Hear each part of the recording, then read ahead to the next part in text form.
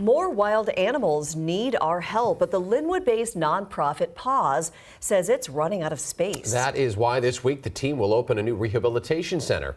King 5's Farah Jadran is live in Snohomish. She got a sneak peek of this new incredible center. Farah, the calls for wild animal rescues are only expected to increase as the weather gets warmer too, right? Yeah, Jake, Mimi, extreme heat and wildfire conditions are some of the peak times when PAWS says it sees an increase in calls for abandoned or injured wild animals like black bears, bobcats, or raccoons. Those animals will now come here to recover and stay in places like this that keep them wild. This baby otter is one of thousands of animals cared for every year in Linwood before being released back into the wild. Nonprofit PAWS knows the need for wildlife rehab services is rising. We have seen over 75% increase in the number of calls that have come into our wildlife center. People who have seen injured or abandoned wild animals and wondering what to do in those situations. But soon, this life-saving work will be done at the new 25-acre PAWS Wildlife Rehabilitation Center in Snohomish. It's a nearly $50 million project, 15 years in the making. Just far enough away from the urban areas that people will still drive here, but it's secluded enough that it's beneficial for the animals, away from human sights and sounds, which is better for their recovery.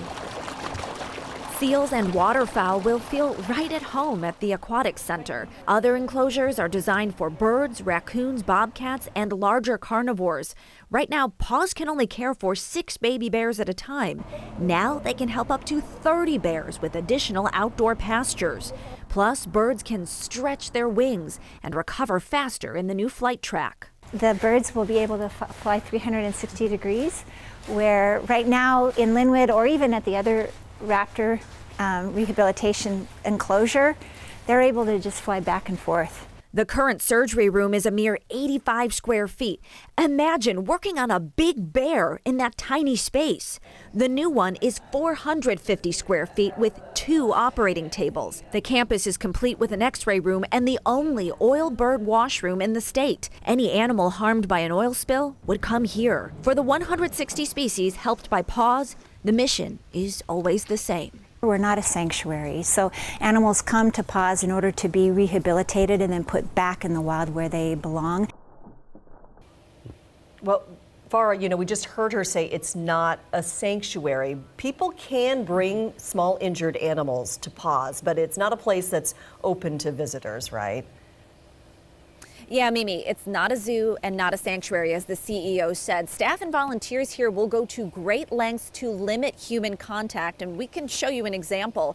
If a growing baby bear cub still requires bottle feeding, a staff member will do so in a bear suit to create that mother and cub experience they would have in the wild. Wow.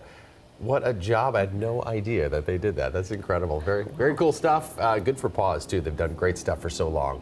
Farah, thanks for the tour this morning. If you want to learn more about the new Wildlife Rehab Center, volunteer or donate, you can text the word PAWS to 206-448-4545.